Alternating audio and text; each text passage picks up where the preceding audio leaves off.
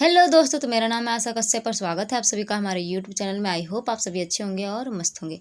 तो आज का हमारा जो नेक्स्ट वीडियो है वो होगा सेमेस्टर 7 ज्योग्राफी वालों के लिए, ठीक है, मेजर 17 का। तो इसके पहले हम लोगों ने मेजर 17 का बहुत सारा क्वेश्चन हम लोगों ने पढ़ा। तो बहुत ज़्यादा इंपॉर्टेंट क्वेश्चन हम लोग पढ़ेंगे जो एग्ज़ाम की दृष्टि से बहुत ज़्यादा इंपॉर्टेंट भी होगा। तो सारा हम लोग इंपॉर्टेंट क्वेश्चन को ही देखेंगे।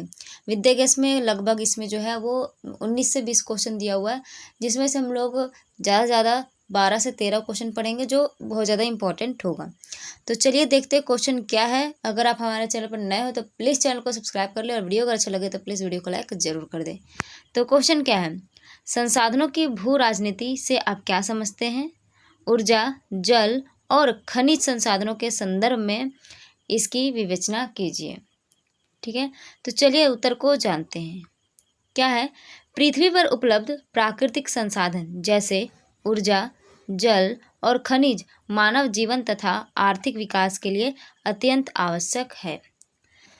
आज प्रत्येक देश उद्योग, कृषि, परिवहन और आधुनिक तकनीक के विकास के लिए इन संसाधनों पर निर्भर है। तो आज जैसा युग है, यानी कि आज के जो युग है उसमें क्या है, जो मनुष्य है वो इन सभी चीज़ों यानी कि खनिज यानी कि ऊर्जा, जल और खनिज पे मुख्य रूप से आश्रित है। अगर उनको उद्योग करना है तो भी ऊर्जा चाहिए, जल चाहिए, खनिज चाहिए। लेकिन समस्या यह है कि संसाधन सीमित है और सभी देशों में समान रूप से उपलब्ध नहीं है।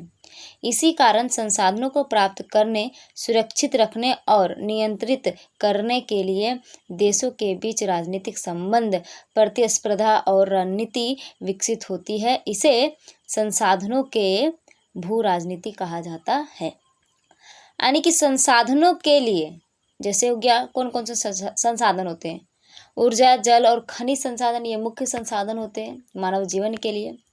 तो ये सभी संसाधनों के लिए जो देशों के बीच यानी कि वैश्विक आधार पे जो प्रतिस्पर्धा या रणनीति जो होती है उसी को क्या कहा जाता है?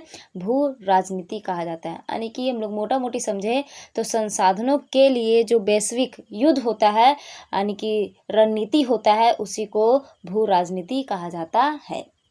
आगे है, अर्थात संसाधनों के कारण बनने वाली वैश्विक राजनीति ही संसाधनों की भू राजनीति कहलाती है। तो पहला हम लोग पढ़ेंगे ऊर्जा संसाधनों के संदर्भ में भू राजनीति। तीन संसाधन था, ऊर्जा, जल और खनिज। तो हम लोग पहला पढ़ेंगे ऊर्जा से, ऊर्जा संसाधनों के संदर्भ में भू राजनीति। तो इसमें क्या है, ऊर्जा आधुनिक सभ्यता की आधार शक्ति है। पेट्रोलियम, प्राकृतिक गैस, कोयला और बिजली के बिना विकास संभव नहीं है। मुख्य बातें यहाँ पे पहले मैं समझा देती हूँ। तो ऊर्जा क्या है, आधुनिक सभ्यता का एक मुख्य आधार बन चुका है। जैसे हो गया पेट्रोलियम, प्राकृतिक गैस, कोयला और बिजली के बिना क्या है, विकास जो है वो संभव नहीं है। विकास ना के बराबर होगा इन सभी चीज़ों के बिना। आगे है मुख्य बातें, इसमें जो ध्यान में रखने योग्य बातें हैं क्या है, तेल और गैस सभी देशों में समान रूप से उपलब्ध नहीं है। जो तेल और गैस है वो सभी देशों में एक जैसा नहीं पाया जाता है। ठीक है, कहीं पे ज़्यादा, कहीं पे बहुत ज़्यादा, कहीं पे ना के बराबर पाया जाता है। जैसे तेल जो है वो ज़्यादातर सऊदी अरब, ईरान, इराक, कुवैत ये सभी में पाया जाता है। और गैस जो है वो सऊदी अरब, रूस, संयुक्त राज्य अमेरिका ये सभी जगहों पे पाया जाता है। तो सभी जगह पे सब चीज़ पाना, सभी संसाधन को पाया जाना संभव नहीं है। जिन देशों के पास अधिक ऊर्जा संसाधन है उनका अंतर्राष्ट्रीय महत्व बढ़ जाता है। जिन देशों के पास जो है वो संसाधन अगर अधिक है, ऊर्जा संसाधन अधिक है, उनका अंतर्राष्ट्रीय महत्व जो होता है वो बढ़ जाता है। ऊर्जा आयात करने वाले देश ऊर्जा सुरक्षा पर विशेष ध्यान देते हैं। ऊर्जा आयात करने वाले देश जैसे कि भारत जो है वो सऊदी अरब से तेल खरीदता है तो वो क्या हो गया, ऊर्जा का आयात हो गया। तो वहाँ पे ध्यान रखा जाता है कि जो ऊर्जा है उसको बचा बचा के यूज किया जाए। जैसे क्या है, ऊर्जा आयात करने वाले देश ऊर्जा सुरक्षा पर विशेष ध्यान देता है। यानी कि ऊर्जा जो है वो मेरे पास है नहीं, हमारे देश के पास ज़्यादा है नहीं, तो हमारा देश जो है वो इस चीज़ पर ध्यान देगा कि इसको बचा बचा के कैसे प्रयोग किया जाए। ठीक है, आगे है भू राजनीतिक प्रभाव। तो इसका भू राजनीतिक प्रभाव क्या पड़ता है? तेल उत्पादक क्षेत्रों पर वैश्विक शक्तियों की रुचि बढ़ती है। समुद्री मार्गों और पाइपलाइन की सुरक्षा महत्वपूर्ण बन जाती है। तीसरा है, ऊर्जा आपूर्ति को राजनीतिक दबाव के रूप में भी उपयोग किया जाता है। आगे है परिणाम। इसका परिणाम क्या आता है? नवीकरणीय ऊर्जा को बढ़ावा दिया जा रहा है ताकि निर्भरता कम हो सके। यानी कि इन सभी नवीकरणीय ऊर्जा पे ज़्यादा ध्यान दिया जा रहा है ताकि क्या हो कि जो हमारा जो पेट्रोलियम, कोयला, ये सभी चीज़ों पे जो हम लोगों का निर्भरता है वो क्या हो सके, तो कम हो सके। ठीक है, इसलिए नवीकरणीय ऊर्जा को ज़्यादा ध्यान में रखा जा रहा है। आगे है जल संसाधन के संदर्भ में भू राजनीति। दूसरा क्या है? जल संसाधन के संदर्भ में भू राजनीति। तो इसमें क्या है? जल जीवन और विकास दोनों के लिए अनिवार्य संसाधन है। बढ़ती जनसंख्या और जलवायु परिवर्तन के कारण पानी की उपलब्धता कई क्षेत्रों में कम हो रही है। मुख्य कारण इसका क्या है? अनेक नदियां एक से अधिक देशों से होकर गुजरती है। एक नदी जो है वो बहुत सारे देशों से होकर गुजरती है। जैसे सिंधु नदी है, वो भारत से भी गुजरती है, भारत से होते हुए पाकिस्तान की ओर गुजरती है। आगे है सिंचाई, पेयजल और उद्योग के लिए पानी की मांग बढ़ रही है। आगे है बांध निर्माण और जल बंटवारे को लेकर विवाद उत्पन्न होते हैं। जैसे आए दिन होता है भारत और पाकिस्तान के बीच जल बंटवारे को लेकर लड़ाई वगैरह चलता रहता है। पानी के कारण भी क्या होता है, बंटवारा चलता रहता है और लड़ाई झगड़े होते रहते हैं। आगे है भू राजनीतिक प्रभाव। तो इसका क्या प्रभाव पड़ता है? देशों के बीच जल समझौते किए जाते हैं। पानी भविष्य में संघर्ष का कारण बन सकता है, इसलिए इसे भविष्य का महत्वपूर्ण साधन माना जाता है। आगे आने वाले समय में जो है पानी जो है यानी कि जल जो है वो संघर्ष का कारण बन सकता है, इसलिए यह एक महत्वपूर्ण संसाधन के रूप में देखा जाता है। आगे है तीसरा, खनिज संसाधनों के संदर्भ में भू राजनीति। तो इसमें क्या है? खनिज संसाधन उद्योग और तकनीकी विकास का नींव है।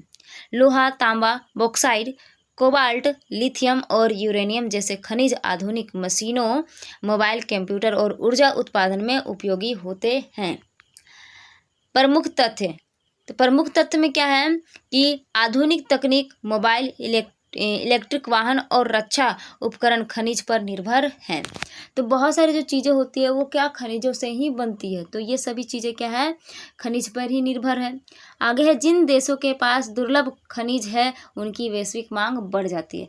दुर्लभ खनिज मीन्स कि जैसे हीरा है, हीरा जो है सभी देशों के पास नहीं है, कोई मतलब कम ही देशों के पास मिलती है। तो जो है इसका जो मांग है वो पूरा वैश्विक आधार पे इसका मांग बढ़ जाता है। तो वही बोल रहा है जिन देशों के पास दुर्लभ खनिज है, ऐसे खनिज जो बहुत कम पाए जाते हैं, ठीक है, तो उनकी वैश्विक मांग क्या होती है, वो बढ़ जाती है। प्रभाव क्या होता है इसका?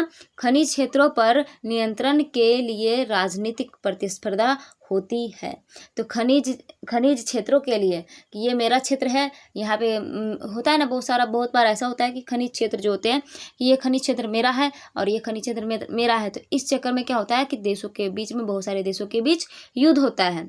खनिज आयात करने वाले देश दूसरे देशों में निवेश और संबंध मजबूत करते हैं। आगे है खनिज का सामरिक महत्व बढ़ जाता है। सामरिक महत्व मतलब कि खनिज का जो सैन्य दृष्टि से भी इसका महत्व जो होता है वो बढ़ जाता है। ठीक है, इस प्रकार खनिज संसाधन आर्थिक और सैन्य शक्ति दोनों से जुड़े हैं। इस प्रकार से क्या है कि जो खनिज संसाधन जो होते हैं वो आर्थिक और सैन्य शक्ति दोनों से क्या है, जुड़े हुए हैं। आगे है निष्कर्ष। तो निष्कर्ष में क्या है, आज ऊर्जा, जल और खनिज संसाधन देशों की शक्ति, विकास और सुरक्षा को निर्धारित करते हैं। संसाधनों पर नियंत्रण और उनकी उपलब्धता ही आधुनिक विश्व राजनीति की दिशा तय करती है। इसलिए संसाधनों की भू राजनीति का महत्व लगातार बढ़ता जा रहा है। यानी कि जिस देश के पास संसाधन भरपूर मात्रा में है उनका क्या होता है, उनका जो होता है महत्व जो है वो बढ़ जाता है।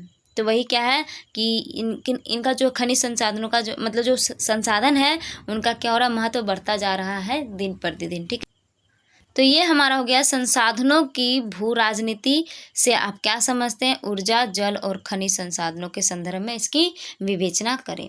तो ये बहुत ज़्यादा इंपॉर्टेंट क्वेश्चन है, आप लोग VBI कर लीजिएगा।